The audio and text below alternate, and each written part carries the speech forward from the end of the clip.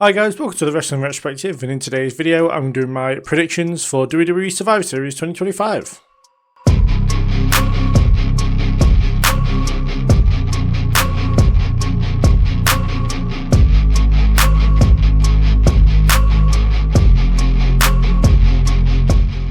So first up we have the Women's WARGAMES match, which is Team Rio, so Rhea Ripley and Io Sky, which is Rhea Ripley, Io Sky, AJ Lee, Charlotte Flair and Alexa Bliss, taking on Team Kabuki, which is Asuka, Kairi Sane, Becky Lynch, Nia Jax and Last Legend.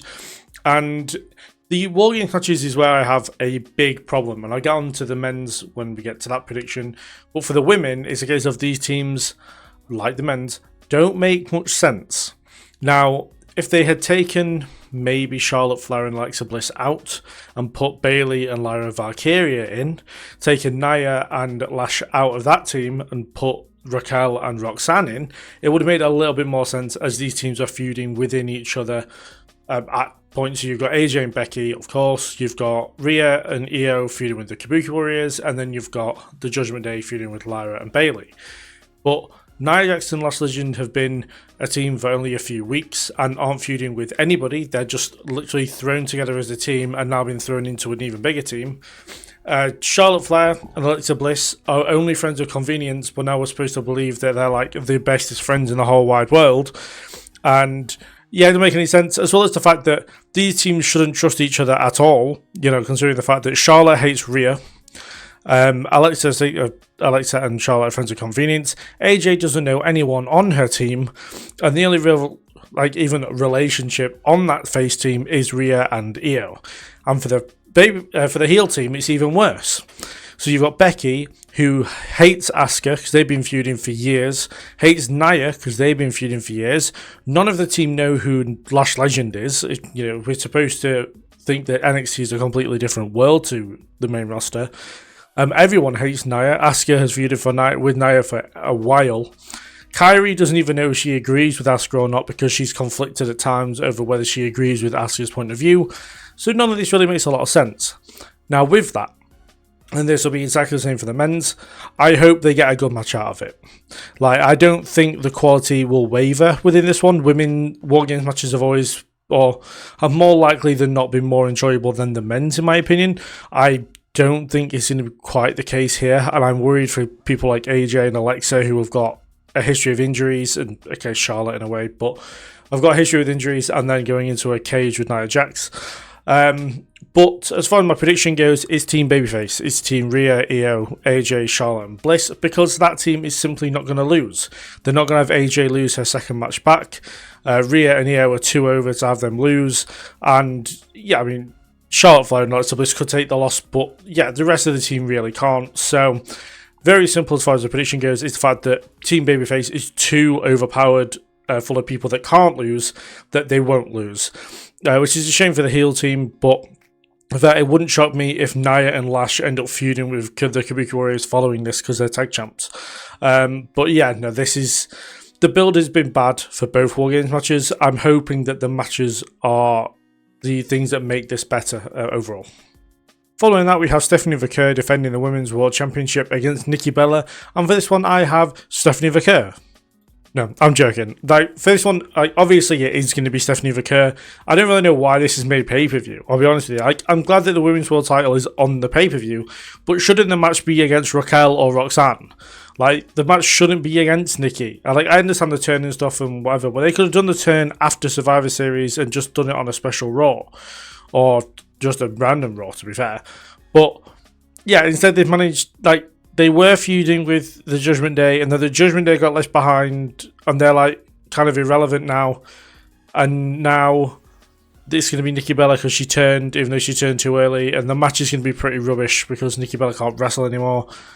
Hopefully Stephanie Vaquer can carry her into a decent match, but I'm really not holding. I'm not. What's the phrase I'm looking for here? I'm just not keeping my hopes up, pretty much. Yeah, I mean, it's very clearly going to be Stephanie Vaquer. I think if they put the title on Nikki Bella here, there would be an uproar unlike we have ever seen before, honestly. So yeah, no, for me, it's 100% going to be Stephanie Victor to get the win here. I just worry for the match quality and how people might turn on Stephanie Victor, even though, because fans are incredibly fickle right now, that people will turn on Stephanie Victor for having a bad match with Nikki Bella, even though it's probably Nikki Bella's fault that the match was bad. So yeah, a match I'm not very looking forward to because there's a very predictable winner. But I suppose it's fine for the pay-per-view if all the other big women on the roster are going to be in War Games. Following that, we have John Cena defending the Intercontinental Championship. What a crazy thing to say. Against Dirty Dominic Mysterio. And for me, again, this is kind of predictable. I can't see John Cena going into his last match as Intercontinental Champion, so he will have to lose to Dominic Mysterio here. I heard comments of Rey Mysterio possibly costing Dom here. There is no amount of bullshit that I will spread if Rey Mysterio costs Dom here, because I hate Rey Mysterio with a burning passion, as you all know. But for him to cost Dom an Intercontinental Championship, I think would be it'd be a massively stupid thing to do, and I would be incredibly pissed off with this, but I don't think that's going to happen. I think Dom is going to beat John Cena. John Cena will put Dom over, which will help him, and he will go on to be a two-time Intercontinental Champion. Do I think his reign will last long post that? Probably not.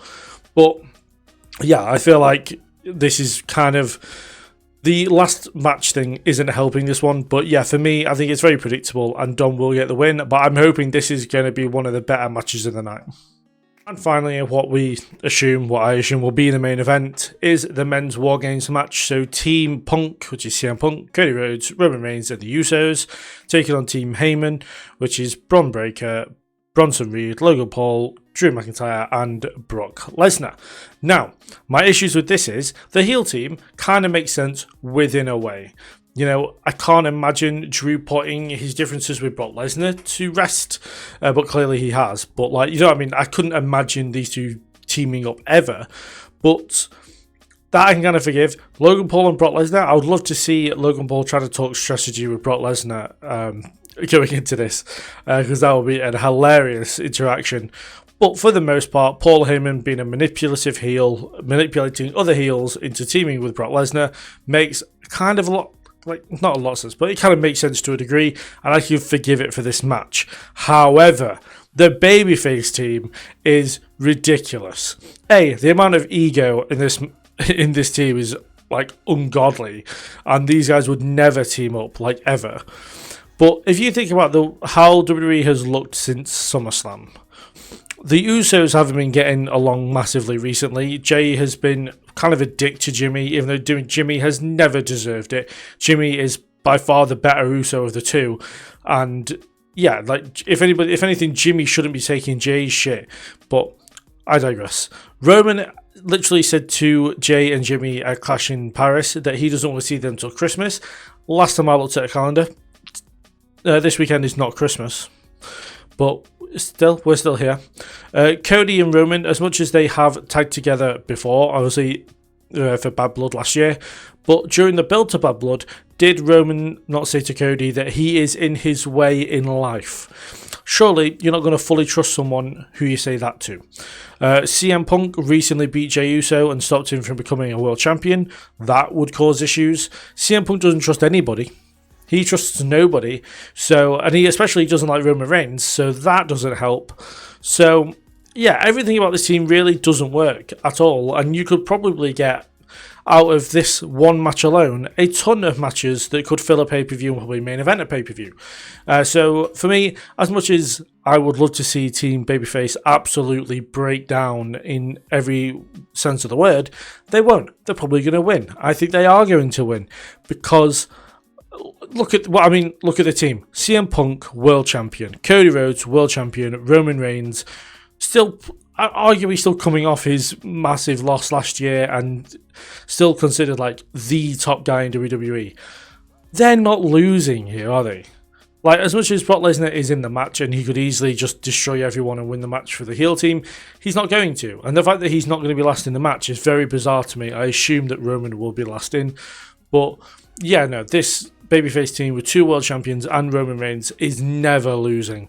So yeah, it's two babyface wins for War Games again, just like last year, which is a bit of a shame.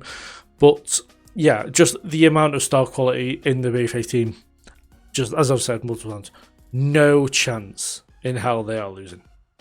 So those are my predictions for WWE Survivor Series 2025. Do you put down in the comments below what your thoughts are on the show, what you think of the build, what you think of the teams, and also your predictions as well, of course. Do like the video, do subscribe. There is a lot of stuff coming up on the channel. There is currently on the channel, there is a brand supremacy type Survivor Series card I'd like to see, where you'd have Raw versus SmackDown versus NXT. There'll be a review for Survivor Series up on Monday. There's going to be a retro review or main event memories of Survivor Series 2006 coming up in a couple of days as well as coverage of NXT Deadline and TNA Final Resolution coming up next week. And coming up next week, and then in a couple of weeks we have John Cena's last match stuff coming up. So lots of wrestling stuff coming up in the near future, so do subscribe and stick around for all those videos. And just do like the video. Thank you very much for watching. I'll see you guys in the next one.